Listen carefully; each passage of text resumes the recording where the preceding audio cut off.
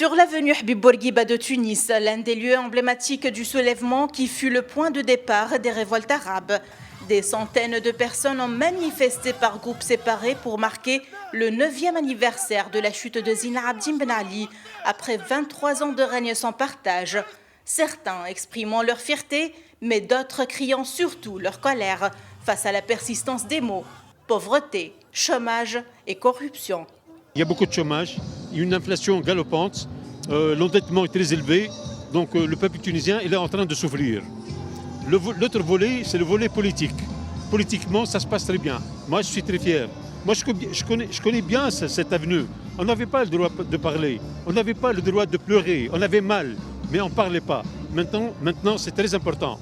La liberté d'expression est assurée. Je suis venu de Gasserine, dans le centre tunisien, pas pour célébrer la révolution tunisienne, mais pour présenter mes condoléances à une révolution inachevée, où les jeunes sont encore marginalisés.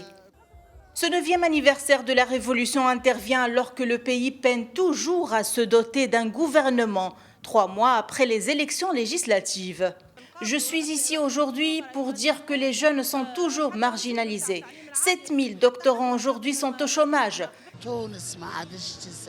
La Tunisie ne peut plus attendre. Aujourd'hui, la célébration n'est pas comme d'habitude. Nous espérons que la formation du gouvernement sera à la hauteur des attentes des Tunisiens.